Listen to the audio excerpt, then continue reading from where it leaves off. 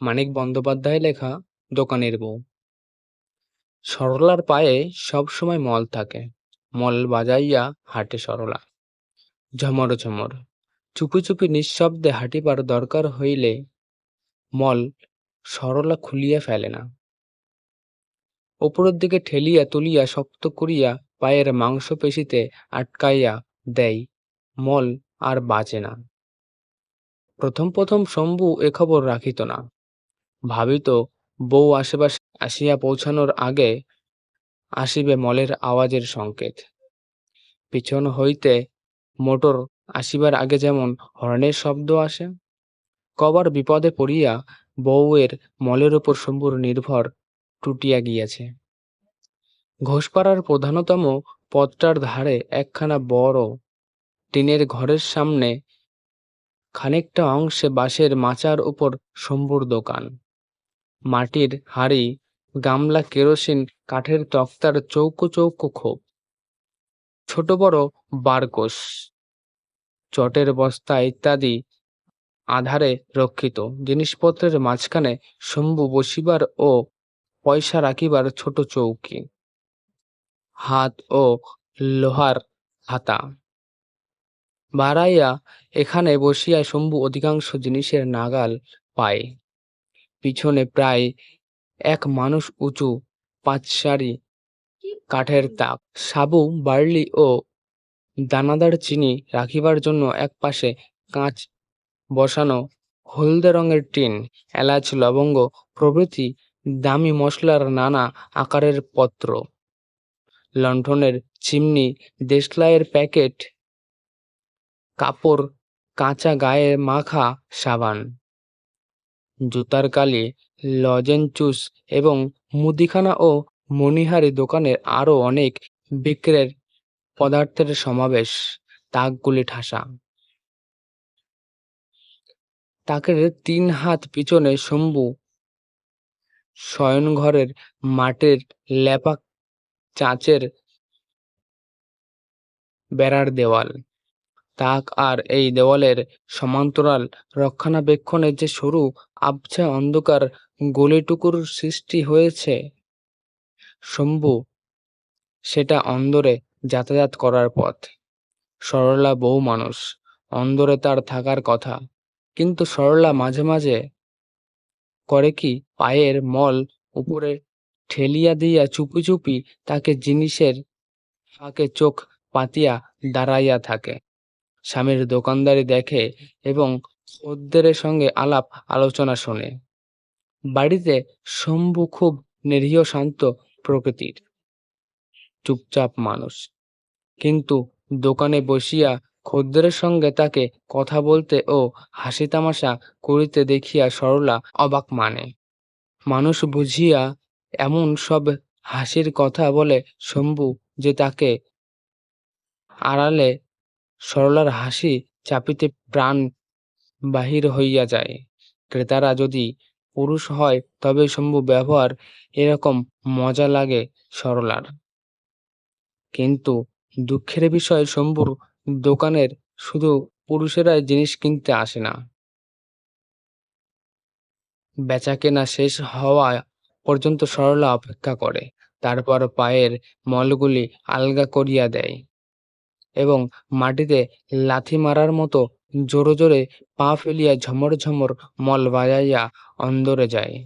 শম্ভুর ভিতরে আসে, একটু পরেই দেখিতে পাই উনান নিবিয়া আছে, ভাত ডালের হাঁড়ি গড়াগড়ি দিতেছে উঠানে, আর স্বয়ং সরলা গড়াইতেছে রোয়াকে। অন্য দুর্লক্ষণগুলি শম্ভু তেমন গুরুতর মনে করে না। ঘরে ৩ পুরুষের পালঙ্কে প্রশস্ত শোকসজ্জা থাকিতে রোয়াকে ছেঁড়া মাদুরে কালা কানা বোবা ও বিকৃত মুখী সরলাকে পড়িয়া থাকিতে দেখিয়া সে কাবু হইয়া যায়। তারপর অনেকক্ষণ তাকে ওজন করিয়া কথা বলিতে ও সোহাগ জানাইতে হয়। একটা মানুষের একটু হাসা ও একটা মানুষকে একটু হাসানোর মধ্যে যে দোষের কিছু নাই, আর একটা মানুষ যে কেন তা বুঝিতে পারে না বলিয়া অনেক আফসোস করিতে হয়, আর অজস্র পরিমাণে খরচ করিতে হয় দোকানে বিক্রির জন্য রাখা লজেন্স জুস। সরলা একেবারে লজেন্স জুস খাওয়ার রাক্ষসী। তাও যদি কম দামি লজেন্স জুস খাইয়া তার স্বাদ মিটিত, পয়সার সে লজেন্স জুস শম্ভু দুটির বেশি বিক্রি করে না। কেউ 4 পয়সার কিনিলেও একটি ফাও দেয় না।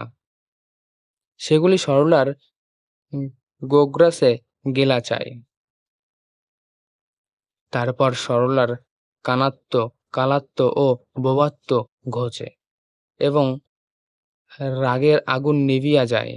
তবে একটা উদাস উদাস অবহেলার ভাব, কথায় কথায় অভিমান করিয়া কাঁদো কাঁদো হউয়া, এ সমস্তের ওষুধ হিসাব দরকার হয়।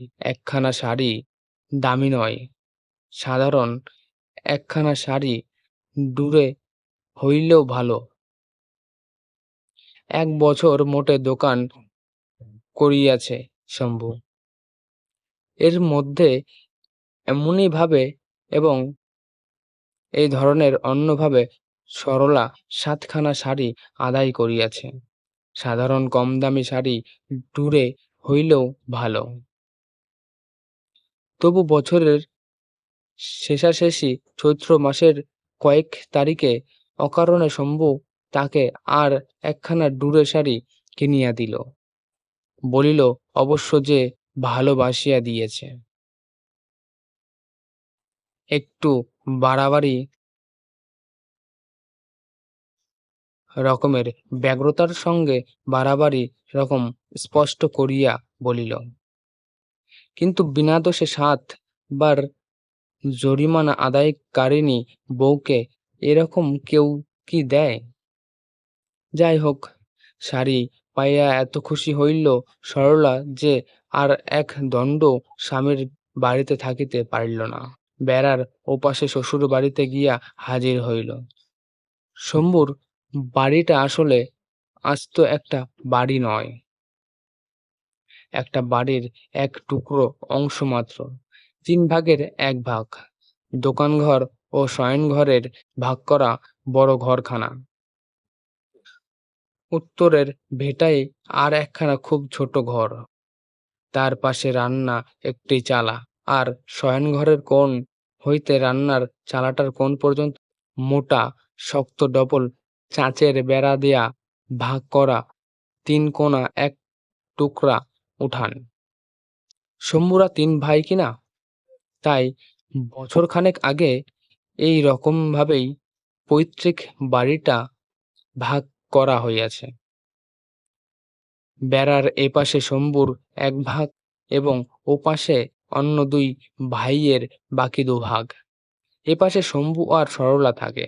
ওপাশে একত্রে থাকে শম্ভুর দাদা দীননাথ ও ছোট ভাই বৈদ্যনাথ, তাদের বউ আর ছেলে মেয়ে। শম্ভুর বিধবা মা আর মাসি এবং শম্ভুর 2 বোন। এভাবেই শুধু বউটিকে লইয়া বাড়ির উঠানে বেড়া দিয়া ভিন্ন হওয়ার জন্য শম্ভুকে ভয়ানক স্বার্থপর মনে হইলেও আসল কারণটা কিন্তু তা নয়। 1 বছর আগে শম্ভু ছিল বেকার। সরলার দোকানদার বাবা বিষ্ণুচরণ তখন অবিকল এই রকমভাবে ভিন্ন হওয়ার শর্তে জামাইকে দোকান করার টাকা দিয়াছিল।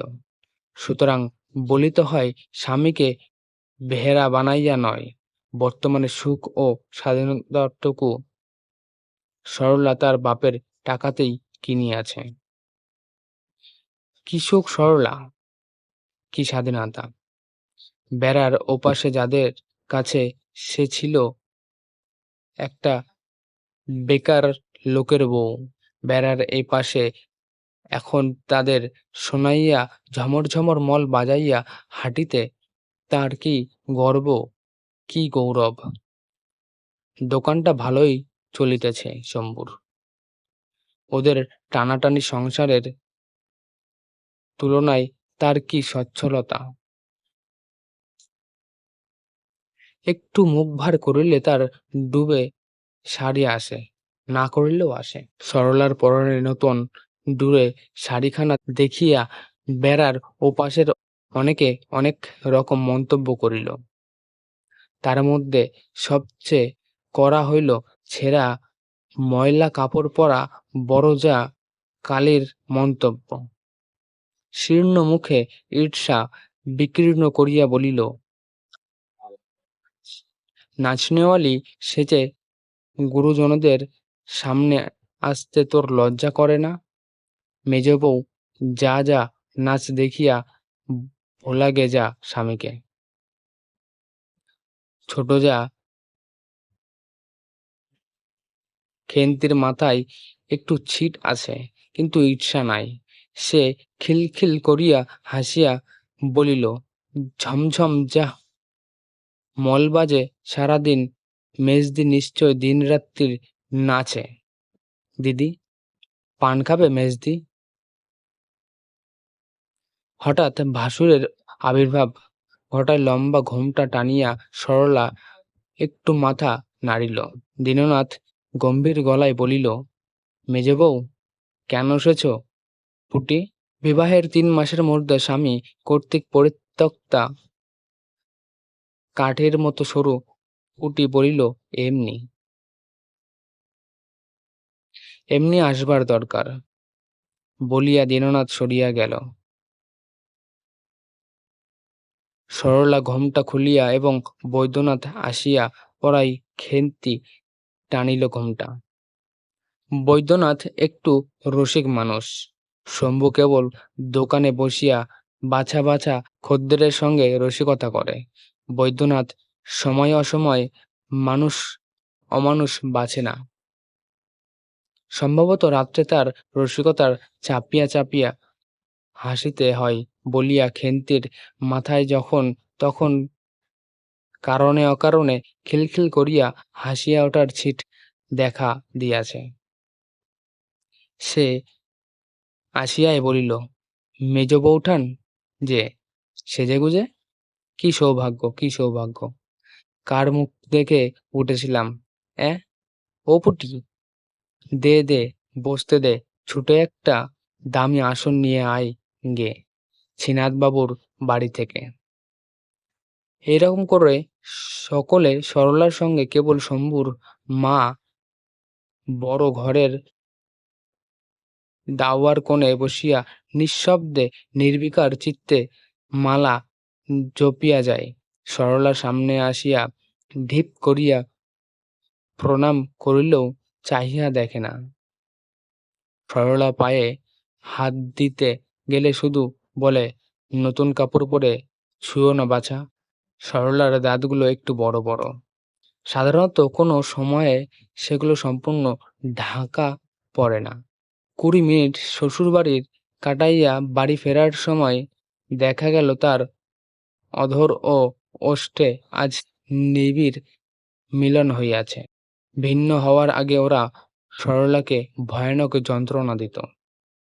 উঠানে বেড়া ওঠার আগে সরলা ছিল ভারী রোগা ও দুর্বল। কাজ করিতে বেশি, খাইত কম। বকুনি শুনিয়া শুনিয়া ঝালাপালা কান দুটিতে শম্ভুও কখনো মিষ্টি কথা ঢালিত না। ১ বছর একা থাকিয়া সরলার শরীরটি হইয়াছে নিটোল, মনটি ভরিয়া উঠিয়াছে সুখ ও শান্তিতে। রানীর মতো আছে সরলা। রান্না ছাড়া কোনো কাজই একরকম তাকে করিতে হয় না। পাড়ার একটি দুঃখী বিধবা কাজগুলি করিয়া দিয়া যায়। দোকান করার জন্য তার বাবা যত টাকা শম্ভুকে দিবে বলিয়াছে, সব এখনো দেয় নাই। অল্পে অল্পে দিয়া দোকানের উন্নতি করার সাহায্য করিতেছে। মাসে একবার করিয়া আসিয়া দোকানের মজুত মালপত্র ও বেচাকেনার হিসাব দেখিয়া যায়। প্রত্যেকবার মেয়েকে জিজ্ঞাসা করে, ইতিমধ্যে শম্ভুর পত্নী প্রেমে সাময়িক ভাটাও কখনো পড়িয়াছিল কিনা। বড় সন্দেহপ্রবণ লোকটা, বড় অবিশ্বাসী। নয়তো মেয়ের আহ্লাদে গদগদ ভাব আর ডুরে শাড়ি বহন দেখিবার পর ও কথাটা আর জিজ্ঞাসা করিয়া জানিবার চেষ্টা করিত না। দুঃখ যদি সরলার কিছু থাকে, সেটা তার এই পরম কল্যাণকর একা থাকিবার দুঃখ। বেড়ার ওধারে অশান্তি ভরা মস্ত সংসারটি কলরব দিনরাত্রি তার কানে আসে। ছোট বড় ঘটনাগুলি ঘটিয়া চলা এ বাড়িতে বসিয়াই সে অনুসরণ করিতে পারে। ছেলেমেয়েগুলি কখনো কাঁদে ক্ষুধায়, আর কখনো কাঁদে মার খাইয়া। বড় জা কখনো কারণে অকারণে চেঁচায়। ছোট জা কখনো খিলখিল করিয়া হাসিয়া উঠিয়া ধমক শোনে। ছোট দেবর কখনো কাকে খোঁচা দিয়া ঠাট্টা করে। কবে কে আত্মীয় স্বজন আসে যায়, বেড়ার এক প্রান্তে হইয়া অন্য প্রান্তে পর্যন্ত সরলা স্থানে স্থানে কয়েক জোড়া ফুটা করিয়াছে। সরিয়া সরিয়া এই ফুটাগুলিতে চোখ পাতিয়া সে ঘণ্টার পর ঘণ্টা কাটাইয়া দেয়। আর আবর্তের মধ্যে কিছুক্ষণ পাক খাইয়া আসিতে বড় ইচ্ছা হয় সরলার। নিজের বাড়ি আসিয়া সে ডুরোসারি ছাড়িল না, রান্নার আয়োজন করিল না। একবার শম্ভুর দোকানদারি দেখিয়া আসিয়া ছটফট করিতে লাগিল। বিকালে তার বাবা আসিবে, বাপের সঙ্গে কিছুদিনের জন্য বাপের বাড়ি চলিয়া যাইবে কি না, তাই ভাবিতে লাগিল সরলা। কত কথা মনে আসে। আলস্যের প্রশ্রয়ে অবাধ্য মনে। শম্ভু বেকার ছিল, তাই আগে সকলে তাকে দিত যন্ত্রণা। ভিন্ন হইয়া আছে বলিয়া এখন সকলে তার সঙ্গে ব্যবহার করে খারাপ। বেড়াটা ভাঙিয়া আবার ভাঙা বাড়ি দুটাকে এক করিয়া দিলে ওরা কি তাকে খাতির করিবে না? তার স্বামী এখন রোজগার করে, ভবিষ্যতে আরো অনেক বেশি করিবে। এই সমস্ত ভাবিয়া তবে মুশকিল এই, এখন যদি দোকানের আয়ে ওরা ভাগ বসায়, দোকানের উন্নতি হইবে না। এমন একদিন কখনো আসিবে না, যেদিন লোহার সিন্দুকে টাকা রাখিতে হইবে শম্ভুকে। যত ডুরেসারি সে আদায় করুক আর লজেনচুস খাক, দোকানের অব্যয়ের মোটামুটি হিসাব তো সরলা জানে। ৩ পুরুষের পালঙ্কে গিয়া সে শুইয়া আছে। কতদিন পরে ও বাড়ির সকলের ভয় ভালোবাসা ও সমীহ কিনিবার মতো অবস্থা তার হইবে, হিসাব করিয়া উঠিতে না পারিয়া বড় কষ্ট হয় সরলার। অনেকক্ষণ পরে উঠিয়া গিয়া অভ্যাসমতো সরলা একবার বেড়ার মাঝখানে ফুটায় চোখ পাতিয়া দাঁড়াইল। দেখিল ও বাড়িতে যত ঘরের দাওয়ায় বসিয়া শম্ভু সকলের সঙ্গে কথা বলিতেছে। মাঝে মাঝে শম্ভুকে সে বেড়ার ওদিকে দেখিতে পায়। এতে সরলা আশ্চর্য হয় না। সে পরের মেয়ে, সে যখন যায় শম্ভুও মাঝে মাঝে যাইবে বৈকি। সরলার কাছে বিস্ময়কর মনে হয় শম্ভুর সঙ্গে সকলের ব্যবহার।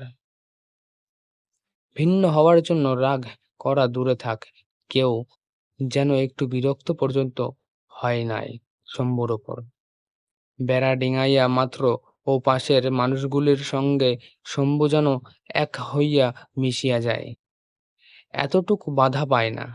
পুটি ১ গ্লাস জল আনিয়া দিল শম্ভুকে।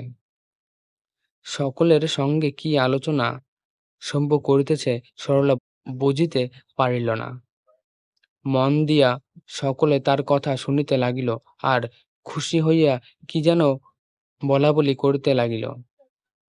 নিজেদের মধ্যে শম্ভু উঠিয়া আসিবার পরেও ওদের মধ্যে আলোচনা চলিতে লাগিল। সরলা অবাক হইয়া ভাবিতে লাগিল যে তার স্বামীর যোগ আছে, অথচ তার জানা নাই এমন কি গুরুতর ব্যাপার থাকিতে পারে যে এত পরামর্শ দরকার হয়। জিজ্ঞাসা করিতে শম্ভু বলিল, ও কিছু না, জমিজমা ভাগ বাটোয়ারার কথা হচ্ছিল। আমার ভাগটা বেচে ফেলবো ভাবছি কিনা। কেন বেচবে কেন? শম্ভু মুখ ভার করিয়া বলিল, তুমি জানো না? না।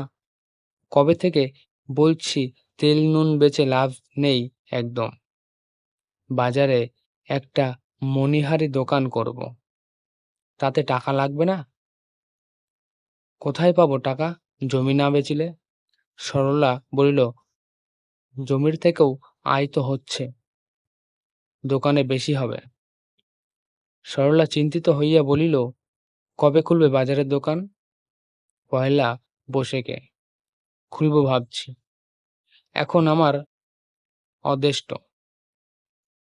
প্রকাণ্ড একটা হাই তুলিয়া মুখের সামনে তুলে দিল শম্ভু। মাথা নাড়িল, বাঁকা হইয়া বসিল। বলিল, তোমার বাবা বলেছিল সব শুদ্ধ ৬০০ টাকা দেবে দোকান খোলার জন্য। ১০০ টাকা বাকি টাকা আটকে দিল। ১ বছরে আর মোটে ২০০ দিয়েছে। তারপর এমনি করলে দোকান চালাতে পারে মানুষ? দোকান করতেও একসঙ্গে টাকা চায়। মনে মনে একটা জটিল হিসাব করিয়া সরলা বলিল, বাবা তো আসবে আজ, বাবাকে বলব। শম্ভু বিষণ্ণ মুখে বলিল, বলে কি হবে? ২০-৩০ টাকার বেশি একসঙ্গে দেবে না। আমি বললে নির্যশ দেবে। বলিয়া সরলা একগাল হাসিল। তারপর বউকে লজেন্স দিল শম্ভু। কালো গালে অদৃশ্য রং আনিল, আর ফিসফিস করিয়া নিজের গোপন মতলবের কথা বলিতে লাগিল। মার হাতে কিছু টাকা আছে শম্ভুর। সব ছেলের চেয়ে শম্ভুকে তার মা বেশি ভালোবাসে, তা তো জানে সরলা। ওই টাকাটা বাগানোর ফিকিতে আছে শম্ভু, নয়তো এত বেশি ও বাড়িতে যাওয়ার তার কি দরকার? বাজারে মস্ত দোকান খুলিবে শম্ভু। এবার আর দোকানদারি নয়, রীতিমতো ব্যবসাদারি। বাবাকে বাকি টাকাটা একসঙ্গে দিবার কথা বলিতে সরলা যেন না বলে। দুর্গা দুর্গা, না, এবেলা আর রাঁধিবার দরকার নাই, কলার টলার করিলেই চলিবে। আহা, গরমে সরলার রাঁধিতে কষ্ট হইবে যে। সরলা জানে হিসাবে ভুল হইতেছে। বাটখারা লাভের দিকে না ঝুঁকিবার সম্ভাবনা আছে। তবু স্বামীর সঙ্গে আর বেশি দোকানদারি করা ভালো নয়। বাপের টাকায় স্বামীকে কিনিয়া রাখিয়াছে ১ বছর। এবার তাকে মুক্তি দেওয়াই ভালো। তাকে যা হয় হইবে। একদিন তো নিজেকে কোনো রকম রক্ষাকবচ ছাড়াই স্বামীর হাতে সমর্পণ করিতে হইবে তার। তাছাড়া ১ বছর ধরিয়া স্বামী তাকে যেরকম ভালোবাসিয়াছে, সেটা শুধু নিজের মনের খুঁতখুঁতানির জন্য ফাঁকি মনে করা উচিত নয়। অবশ্য পেটে যে সন্তানটা আসিয়াছে, সেটা জন্মগ্রহণ করা পর্যন্ত অপেক্ষা করিলেই সবচেয়ে ভালো হইত। এতদিন একসঙ্গে বাস করিয়া সরলার কি আর জানিতে বাকি আছে? নিজের ছেলের মুখ দেখিলে শম্ভুর পাকা শক্ত মনটা কি রকম কাঁচা আর নরম হইয়া যাইবে। তবে ছেলেটার জন্মিতে এখনো অনেক দেরি। তার আগে জমি বেচিয়া বাজারে মনোহারি দোকান খুলিয়া বসলে শম্ভু ভাবিবে সব কীর্তি তার একার, কারো কাছে কৃতজ্ঞ হওয়ার কিছু নাই। আগেকার কথা মনে করিয়া সরলা অবশ্য ভাবিয়া উঠিতে পারে না কৃতজ্ঞতার কতখানি দাম আছে শম্ভুর কাছে। বাজারে মণিহারি দোকান খুলিয়া ২-১ বছরের মধ্যে এমন অবস্থা যদি হয় শম্ভুর, যে মাঝখানের বেড়াটা ভাঙিয়া সরলা নির্ভয়ে এবং সুখে শান্তিতে একরকম বাড়ির কর্ত্রীর মতোই সকলের সঙ্গে বাস করিতে পারে। হয়তো অকৃতজ্ঞ পাষাণের মতো শম্ভু নিজেই তাকে দাবাইয়া রাখিবে, তবু ভবিষ্যতেও সে তার বসে থাকিতে পারে, এরকম একটু সম্ভাবনা যখন দেখা গিয়াছে, এবারে হাল ছাড়িয়া দেখাই ভালো যে কি হয়। সরলার সন্দেহ প্রবণ অবিশ্বাসী বাবা মেয়ের অনুরোধ শুনিয়া প্রথমটা একটু ভড়কাইয়া গেল। একসঙ্গে ৩০০ টাকা জামাইকে আর একটি পয়সা না দিবার কথা সে ভাবিতেছিল। দোকান যেমন চলিতেছে শম্ভুর, তাতে দুজন মানুষের খাইয়া পড়িয়া থাকা চলে। বড়লোকের মতো না হোক গরিবের মতো চলে। জামাইকে বড়লোক করিয়া দিবার ভার তো সে গ্রহণ করে নাই। মোট ৬০০ টাকা অবশ্য সে দিবে বলিয়াছিল। তবে সংসারের কত সময় মানুষ অমন কত কথা বলে, সব কি আর চোখ কান বুজিয়া অক্ষরে অক্ষরে পালন করা উচিত? না, তাই মানুষ পারে, অবস্থা বুঝিয়া করিতে হয় ব্যবস্থা। তাছাড়া বাজারে মণিহারি দোকান খোলার মতো দুর্বুদ্ধি যদি শম্ভু করিয়া থাকে, কাঁদিয়া কাটিয়া সরলা অনর্থ করিতে থাকে।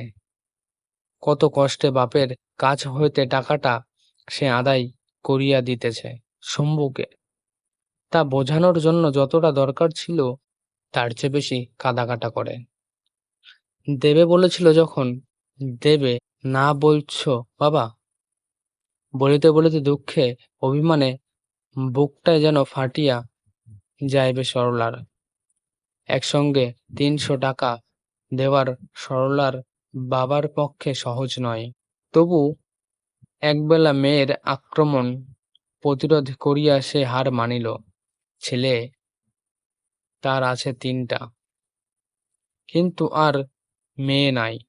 সরলা তার একমাত্র মা মরা ছোট মেয়ে।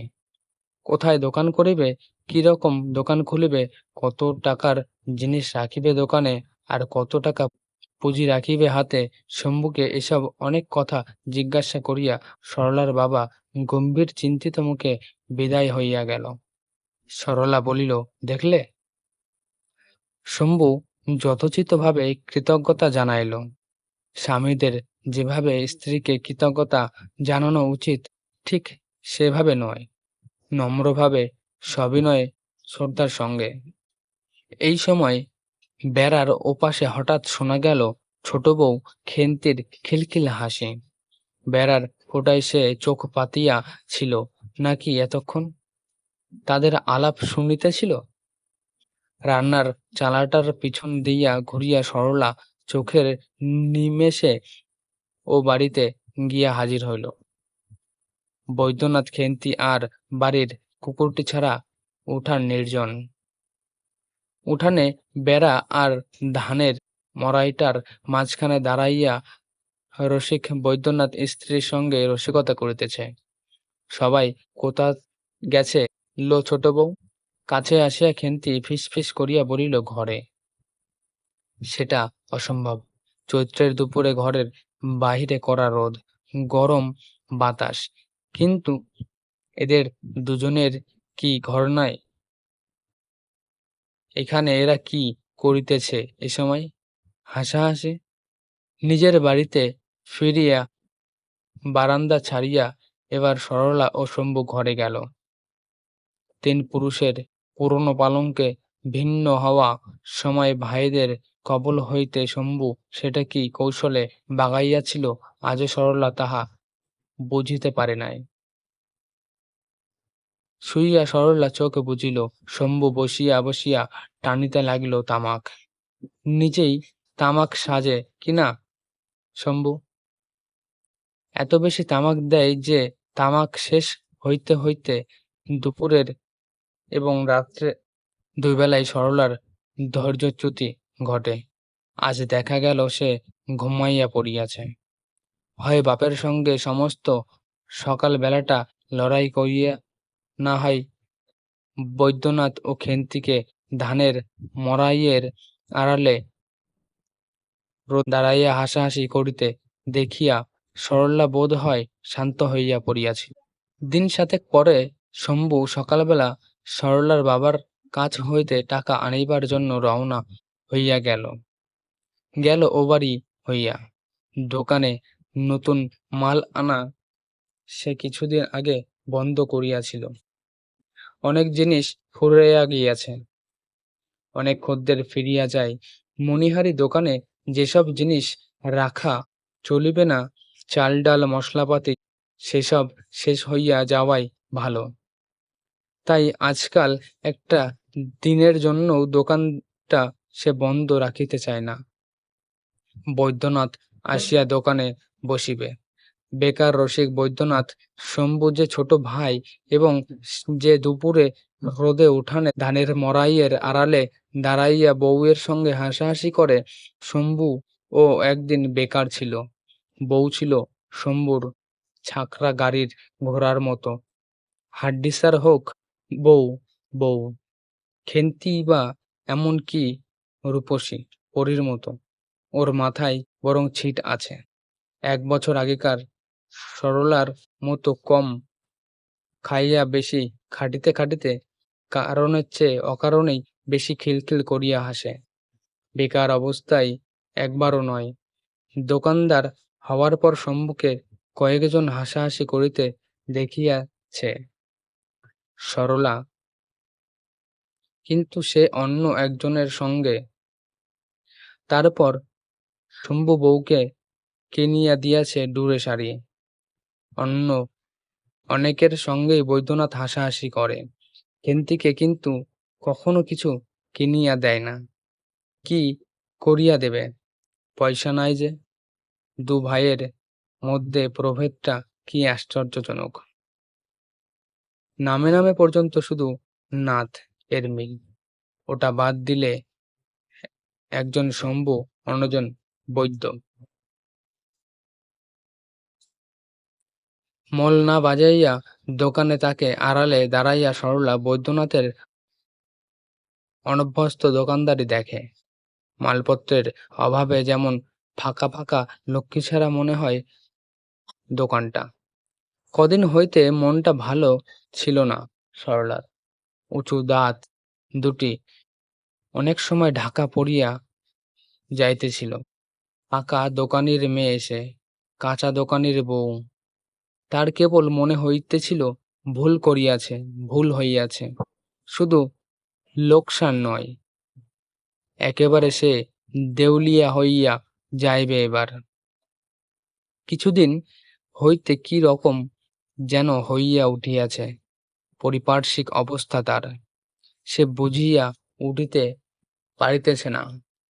তবুও চোখ কান বুজিয়া এইসব না বোঝা অবস্থা ও ঘটনাগুলিকে পরিণতির দিকে চলিতে সাহায্য করিতেছে। আজকাল শম্ভু ঘন ঘন ও বাড়িতে যাওয়া আসা শুরু করিয়াছে। ভাইয়ের সঙ্গে পরামর্শ করিতেছে। সেটা না হয় জমিজমার ভাগবাটোয়ারার জন্যই হইল। শম্ভুর সঙ্গে ও বাড়ির সকলের ব্যবহার ও বাড়িতে কি শুধু দেবদেবী বাস করে যে ১ বছর ধরিয়া এমনভাবে ভিন্ন হইয়া থাকিয়া জমিজমার ভাগবাটোয়ারা করিতে গেলেও শম্ভুর সঙ্গে ওরা সকলে পরম আত্মীয়ের মতো ব্যবহার করিবে। তাছাড়া এখনকার দোকান তুলিয়া দিয়া বাজারে দোকান খুলিতেছে শম্ভু। সেজন্য ও বাড়িতে একটা উত্তেজনার প্রবাহ আসিবে কেন?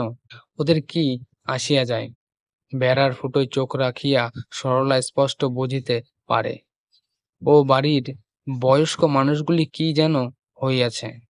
অদূর ভবিষ্যতে বিবাহ উপনয়নের মতো বড় রকম একটা ঘটনা ঘটিবার সম্ভাবনা থাকিলে বাড়ির লোকগুলি যেমন করে ওরাও করিতেছে, অবিকল তেমনই হইতে পারে। শম্ভুর বাজারে দোকান খোলার একই সময়ের ওদের সংসারের একটা বড় ব্যাপার ঘটিবার উপক্রম হইয়াছে।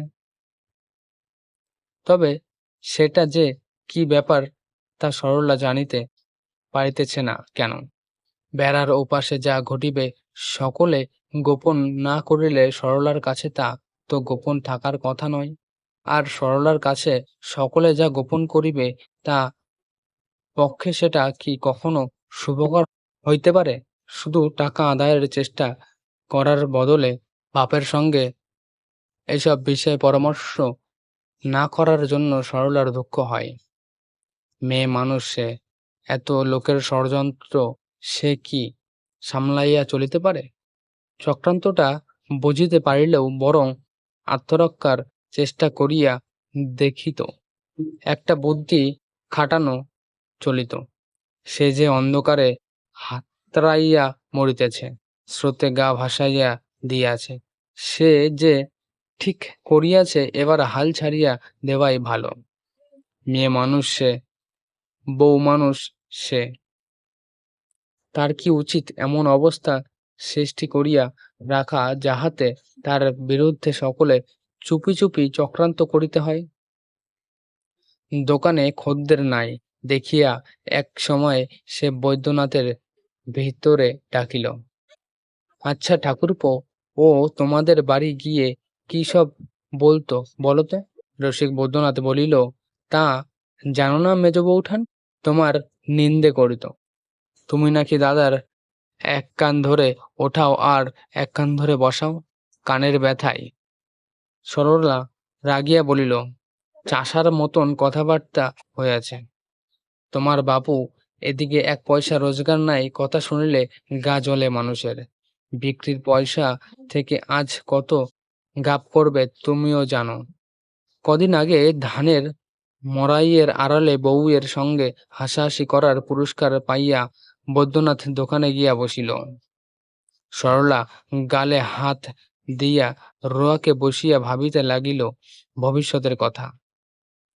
বড় ভাই উকিলের মুহুরী, মাত্র নিচে একটা পাস দিবার 2 ক্লাস নিচে পর্যন্ত পড়িয়া একটা আড়তে হিসাব লেখার কাজ করে। এত সব দেখিয়া তার বাবা শম্ভুর সঙ্গে তার বিবাহ দিয়াছিল। তার দাঁত উঁচু কালো মেয়েকে নাইবা দিত। পাশের গায়ের জগৎ নামে যে লোকটি জমি চাষ করিয়া খায় তার সঙ্গে দিলেই হতো। সে লোকটা এমনিতেই বশে থাকিত সরলার, আর অদৃষ্টে থাকিলে তাহাকে দিয়া আস্তে আস্তে অবস্থার উন্নতি করিয়া এমন দিন হয়তো সে আনিতে পারিত, যখন দূরে শাড়িটি পরিয়া মল বাজাইয়া সে ঘুরিয়া বেড়াইত, না করিত সংসারের কাজ, না শুনিত কারোর বকুনি। দোকানদারের দাঁত উঁচু কালো মেয়ের মুখ্য চাষা স্বামী ভালো, লেখাপড়া শিখিয়া পরের আড়তে যে কাজ করে আর পরের টাকায় দোকানি হয়, তার মতো পাজি বজ্জাত লোক। পরদিন অনেক বেলায় শম্ভু ফিরিয়া আসা মাত্র সরলা টের পাইল, যে লোকটা কাল বাড়ি ছাড়িয়া গিয়াছিল অবিকল সেই লোকটাই ফিরিয়া আসে নাই। গিয়াছিল দম আটকানো অবস্থায়, ফিরিয়া আসিয়াছে হাঁপ ছাড়িয়া। শম্ভু একবার একটা মামলায় পড়িয়াছিল। রায় প্রকাশের দিন সে যেমন অবস্থা কোর্টে গিয়াছিল তার সপক্ষে রায় শুনিয়া যেমন অবস্থা ফিরিয়া আসিয়াছিল। এবার শ্বশুর বাড়ি যাওয়া আসা তার সঙ্গে মেলে। টাকা পেলে? সরলা জিজ্ঞাসা করিল। শম্ভু একগাল হাসিয়া বলিল, হ্যাঁ পেয়েছি সব। সব পাখাটা কই? বাতাস করো না একটু। সরলা হাত বাড়াইয়া দেখাইয়া দিল, ওই যে পাখা বেড়ার গায়ে। হ্যাঁ গো, দাদা কিছু বলল না এই টাকার ব্যাপার নিয়ে? বিয়ের সময় তোমাকে 400 টাকা পণ দেওয়া নিয়ে বাবার সঙ্গে যে কাণ্ডটা বেঁধেছিল দাদার। শম্ভুর মুখের হাসি মিলাইয়া গিয়াছে। কড়া দৃষ্টিতে চাহিয়া সে বলিল, ঘেমে টেমে এলাম এই রোদে, পাখাটা পর্যন্ত এনে দিতে পারো না তুমি হাতে? অন্য কেউ হলে বাতাস করত, নিজে থেকে বলতেও হতো না। সরলা হাসিয়া বলিল, ছোট বউ করে, ঠাকুরপো ওকে খুব হাসায় কিনা সেই জন্যে। পাখাটা আনিয়া সরলা স্বামীকে বাতাস করিতে লাগিল। বটে। বাতাসে শম্ভু কিন্তু ঠান্ডা হইল না। ভিতরে ভিতরে সে যে গরম হইয়াই আছে সেটা বোঝা যাইতে লাগিল তার মুখের ভাবে ও তাকানোর রকমে। সরলা আনমনে বলিতে লাগিল, আহা, আমার মাথায় যত চুল তত বৎসর পরমায়ু হোক ছোট বউয়ের। কেন? কাল রাত্রে দুঃস্বপ্ন দেখলাম যে হাসতে হাসতে ছোট বউটা যেন মরে গেছে বুক ফেটে। আগুন লাগুক আমার পোড়া স্বপ্ন দেখায়। শম্ভু রাগিয়া বলিল, ইয়ার্কি জুড়েছ নাকি আমার সঙ্গে, অ্যাঁ? ভালো হবে না বলছি, ঘেমে টেমে এলাম আমি। বকুনি শুনিয়া সরলা অভিমান করিয়া পাখা ফেলিয়া বউয়াকে গিয়া ছেঁড়া মাদুরে শুইয়া পড়িল। কিছুক্ষণ পরে বাইরে আসিয়া তেল মাখিতে মাখিতে শম্ভু বলিল, রাগ হলো নাকি? রাগবার মতো কি তোমাকে বলেছি শুনি? সরলা জবাব না দেওয়ায় গামছা কাঁধে সে স্নান করিতে চলিয়া গেল পুকুরে। চলন্ত স্বামীকে দেখতে দেখতে চৈত্রের রোদে চোখে যেন ধাঁধা লাগিয়া গেল সরলার। ডুরে শাড়ি নয়, লজেনচুস নয়, সোহাগ নয়, মিষ্টি কথা নয়, শুধু সে রাগ করিয়াছে। নাকি জিজ্ঞাসা করিয়া স্নান করিতে চলিয়া যাওয়া। একদিনে এমন অধঃপতন হইয়াছে শম্ভুর, কে জানে স্নান করিয়া আসিয়া খাইতে বসিয়া ডাল পোড়া লাগার জন্য সরলাকে হয়তো আজ সে গালাগালি পর্যন্ত দিয়া বসিবে। সব কথা খুলিয়া বলিয়া বাবার সঙ্গে পরামর্শ না করিয়া কি ভুলই সে করিয়াছে। ডাল পোড়া লাগার জন্য শম্ভু কিছু বলিল না, বরং মুখ ভার করিয়া না থাকার জন্য একবার অনুরোধেই করিল সরলাকে। সরলা সজল সুরে বলিল, বকলে কেন? শম্ভু বলিল, না বকিনি, ঘেমে টেমে এলাম কি না। খাওয়ার পর সরলাই আজ তাকে তামাক সাজিয়া দিল, ফু দিয়া তামাক ধরাইয়া দিল না। আয়নার সামনে সে অভিনয় করিয়া দেখাইয়াছে যে ফু দিবার সময় বড় বিশ্রী দেখায় তার মুখখানা। শম্ভু নিজেই তামাক ধরাইয়া পরম পরিতৃপ্তির সহিত টানিতে আরম্ভ করিল। সরলা বলিল, ঠাকুরপো যা বিক্রি সিক্রি করেছে হিসাব নিও। শম্ভু বলিল, নেব। সরলা বলিল, রাখালবাবু বাড়ি আধমন চাল নিয়েছে, শ্রীনাথ উকিলের বাড়ি ২৫০ মুগের ডাল, ২৫০ মিছরি আর গায়ে মাখা একটা সাবান।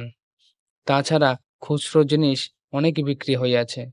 ভাঁড়ে করে ঠাকুরপো অনেক তেল বাড়ি নিয়ে গেছে কাল, আর আজ নিয়ে গেছে কতগুলো লজেনচুস, আর কিসের যেন একটা কৌটো। অত নামটাম জানি না বাপু আমি, জিজ্ঞাসা করো। শম্ভু বলিল, আচ্ছা আচ্ছা, সে হবেক্ষণ। তারপর একসময় সে ঘুমাইয়া পড়িল। সরলা একবার ও বাড়িতে গেল। কেউ তাহাকে আসিতেও বলে না, বসিতেও বললে না। তবে এতদিনে এটা তার সহ্য হইয়া গিয়াছে। বরজা কালি শুইয়া আছে, খেন্তি সেলাই করিতেছে কাঁথা, বৈদ্যনাথ ঘুমে অচেতন, শাশুড়ি উবু হইয়া বসিয়া মালা জপিয়া চলিয়াছে। কাছে চুপচাপ বসিয়া আছে পুটি। ভাসুর একসময় কাজে যায়, নামমাত্র ঘোমটা দিয়া অনেকটা স্বাধীনভাবেই। সরলা খানিকক্ষণ এ ঘরে খানিকক্ষণ ও ঘরে বেড়াইয়া ফিরিয়া আসিল। খেন্তির কাছেই সে বসিল বেশিক্ষণ। ফিস ফিস করিয়া আবোল তাবোল কতগুলি কথা বলিল খেন্তি। এইবার খিলখিল করিয়া হাসিল। আসল কথা একটিও আদায় করা গেল না তার কাছে। বাড়ি আসিয়া পালঙ্কে উঠিয়া সরলা বসিয়া রহিল। টাঙানো বাসে সাজানো জামাকাপড়গুলি জোর বাতাসে দুলিতেছে। ওর মধ্যে সরলার ডুরে শাড়ি দুখানা দৃষ্টি আকর্ষণ করে বেশি। আর দৃষ্টি আকর্ষণ করে শম্ভুর ঘাড়ের কাছে লোমভরা মস্ত জন্মচিহ্নটি কাত হইয়া শুইয়া আছে শম্ভু। চওড়া পিঠে শয্যায় বিছানো পাটির ছাপ। সরলা বিছানায় উঠিবার পরে সে পাশ ফিরিয়াছে, সরলার দিকে নয়, ওদিকে। কে জানে এটা তার ভাগ্যের ইঙ্গিত কিনা। এরকমই কত ইঙ্গিত ভাগ্য মানুষকে আগেভাগে করিয়া রাখে। শম্ভুর সঙ্গে সম্বন্ধ হওয়ার ঠিক আগে সোনারপুরের তার জন্য খুব ভালো একটা পাত্র দেখিতে বাহির হওয়ার সময় তার বাবা চৌকাঠে হোঁচট খাইয়াছিল।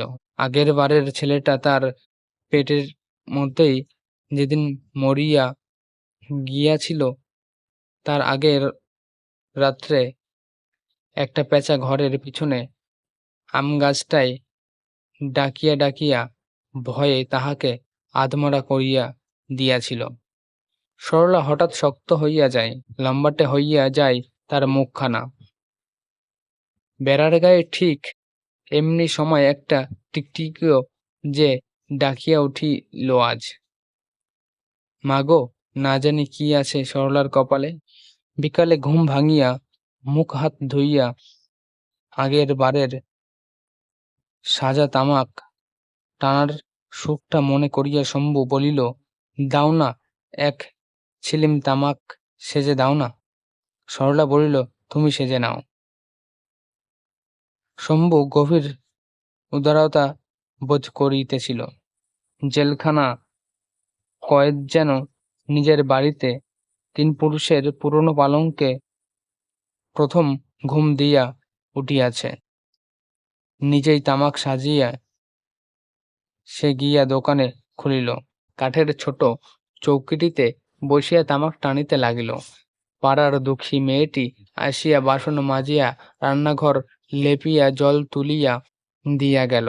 ও বাড়ির দুপুরের স্তব্ধতা ধীরে ধীরে ঘুচিয়া যাইতে লাগিল। বেলা পড়িয়া গেল, সন্ধ্যা হইয়া আসিল।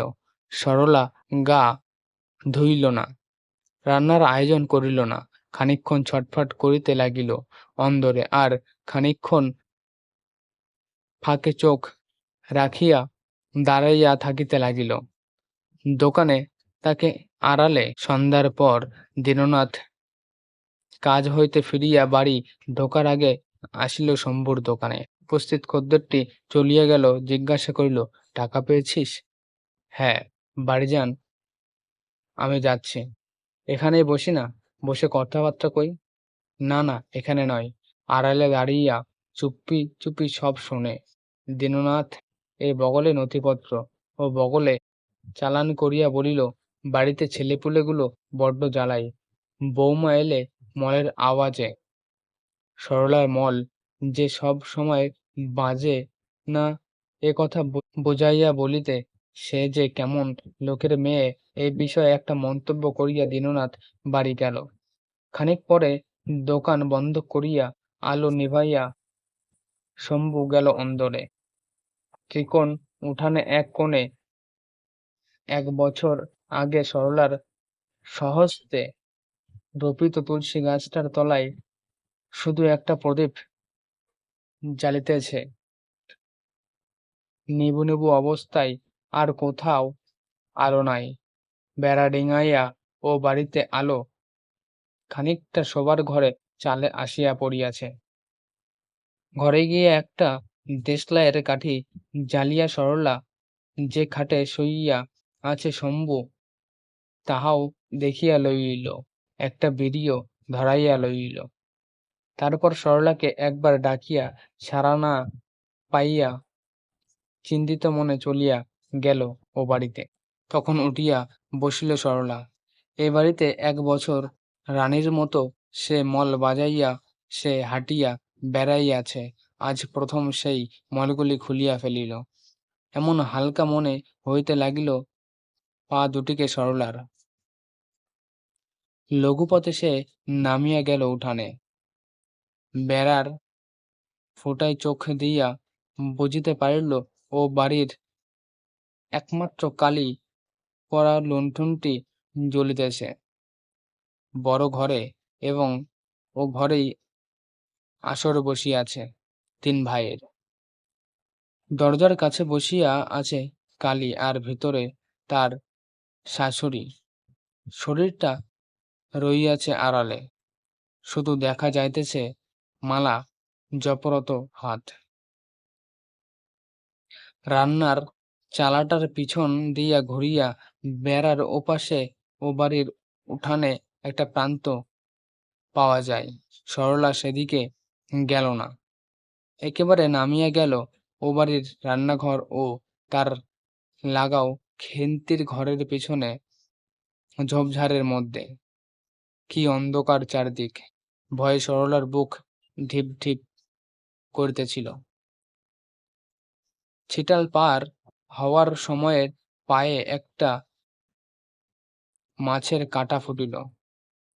কিন্তু কি করিবে সরলা? ভয় করা আর মাছের কাঁটা ফোটানো গ্রাহ্য করিলে তার চলিবে না। একা মেয়ে মানুষ সে। এতগুলি লোক তার বিরুদ্ধে ষড়যন্ত্র জড়িয়াছে, রচনা করিতেছে ফাঁদ। কিসের ভয় এখন? কিসের কাটা ফোটা? আর যা হয় হোক। অন্ধকারে এভাবেই বনে জঙ্গলে আর ছিটালে হাঁটার জন্য কিছু যেন তার নাগাল না পায়। পেটের ছেলেটা এবারে যেন তার মরিয়া না যায় জন্ম নেওয়ার আগেই। এলোচুলে সে ঘরের বাহির হয় নাই। একটি চুল ছিঁড়িয়া ফেলিয়া বাঁ হাতের করে আঙুলটি নখে কামড় দিয়া তবে উঠোনে নামিয়াছে। এই যা ভরসা সরলার। বড় ঘরের পিছনে কয়েকটা কলা গাছ আছে। ঘরের দুটো জানলায় আছে এদিকে। উঁচু ভিটার ঘর, জানলাগুলি বেড়ার অনেক উঁচুতে। এত কষ্টে এখানে আসিয়া জানলার নাগাল না পাইয়া সরলার কান্না আসিতে লাগিল। তবে জানলার পাশে পাতা চৌকিতেই বোধ হয় তিন ভাই বসিয়াছে।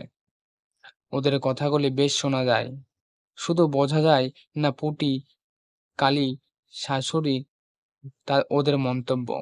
কান্না এবং ঘরের ভিতরের দৃশ্যটা দেখিবার প্রবল ইচ্ছা দমন করিয়া সরলা কান পাতিয়া শুনিতে লাগিল।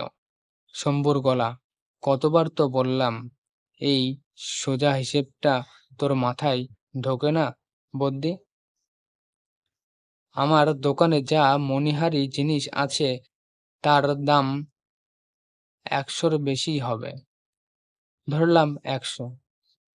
মাল না কেনার জন্যে হাতে জমেছে 100, 2-5 টাকা।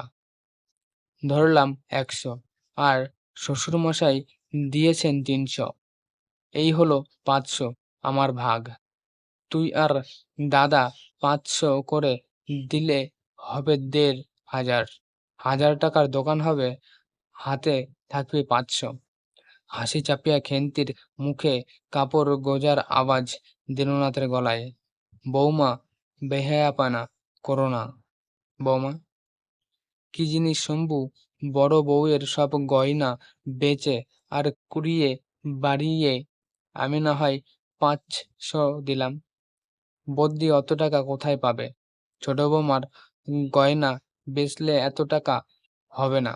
বৈদ্যনাথের গলা, 100-3 হয়তো ঢের। তবে আমার বিয়ের আংটি বেচলে।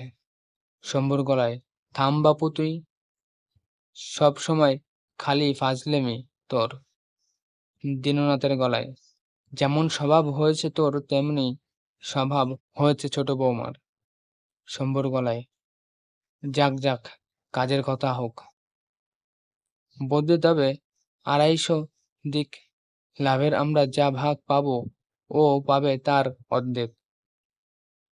ভাগাভাগির কথা বলছে, এই জন্যে আগে থেকে যেসব কথা ঠিক করে না রাখলে তবে আবার হয়তো গোল বাঁধবে। যে যত দেবে তার তত ভাগ। বাস, সোজা কথা, সব গন্ডগোল মিটে গেল।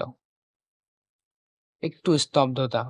তারপর দীননাথের গলায়, তবে আমিও একটা স্পষ্ট কথা বলি তোকে শম্ভু, তুই যে 500 টাকা দিবি। শম্ভুর গলায়, 500 নগদ নয়, 100 টাকার জিনিস, 400 নগদ। দীননাথের গলায়, বেশ, 400ই। আমাদের একবার তুই দেখা গয়নাগাটি বেচে ফেলার পর শেষে যে তুই বলবি। শম্ভুর গলায় ক্রুদ্ধ, আমাকে বুঝি বিশ্বাস হয় না আপনার? ভাবছেন আমি ভাওতা দিয়ে? 4-5টি গলার প্রতিবাদ। শম্ভুর গলা আরো ক্রুদ্ধ। সকলকে সমান সমান ভাগ দিতে চাচ্ছি কিনা তাই আমাকে অবিশ্বাস। আমি যেন একা গিয়ে দোকান করতে পারি না? 500 টাকা নিয়ে যদি দোকান খুলি আমি, 1 বছরে 1000 টাকা লাভ করব।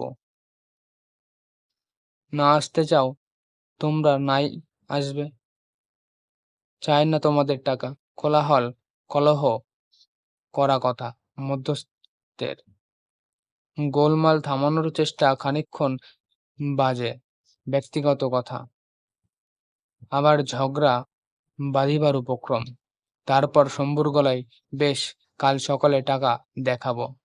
দীননাথের গলায়, গজেন স্যাকরার সঙ্গে কথা কয়ে এসেছি, 29.5 দর দেবে বলেছে।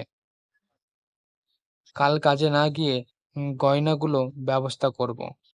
যা লোকসানটাই হবে, এমনি সোনা হয় আলাদা কথা, তৈরি গয়না বেচার মতো মহাপাপ আর নাই। বৌমা বুঝি রাঁধেনি আজ? এখানে তবে তুই খেয়ে যা শম্ভু। অপুটি ঠাই করে দে তো আমাদের। বাসে টাকাগুলি রাখিয়াছিল শম্ভু, কোথায় যে গেল সে টাকা? টাকার শোকে এবং ও বাড়ির সকলের কাছে লজ্জায় শম্ভু পাগলের মতো চুল ছিঁড়তে লাগিল। সরলা সান্ত্বনা দিয়া বলিতে লাগিল, কি আর করবে বলো? অদৃষ্টের ওপর তো হাত নেই মানুষের। আমি ঘুমোচ্ছি, ঘরের দরজা খোলা, আর তুমিও বাড়িতে গিয়ে বসে রইলে রাত 10টা পর্যন্ত। আর ওই তো বাক্য, শাবলের এক চারেই হয়তো ভেঙে গেছে। আমারই বা কি ঘুম, একবার টের পেলাম না? দু চোখে সন্দেহ ভরিয়া চাহিয়া শম্ভু বলিল, টের পেয়েছ কি না পেয়েছ? সরলা তাড়াতাড়ি বলিল, এমন করো না লক্ষ্মী, যেমন দোকান করছিলে তেমনই করো।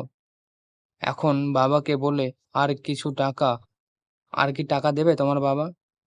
সহজে কি দেবে? আমি কাদা কাটা করলে। ঝমর ঝমর মল বাজাইয়া গিয়া সরলা স্বামীকে এক বাটি মুড়ি ও খানিকটা গুড় আনিয়া দিল। সস্নেহে বলিল, খাও, না খেলে কি টাকা ফিরে পাবে? বাবা টাকা যদি নাই দেয়, দেবে ঠিক, যদির কথা বলছে। আমি গয়না বেচে তোমার টাকা দেব। একটা অনুরোধ রইল তোমাদের কাছে, যদি গল্পটি ভালো লাগে এবং এই ধরনের নিত্য নতুন গল্প শোনার জন্য চ্যানেলটিকে লাইক, কমেন্ট, শেয়ার এবং সাবস্ক্রাইব করে পাশে থাকুন।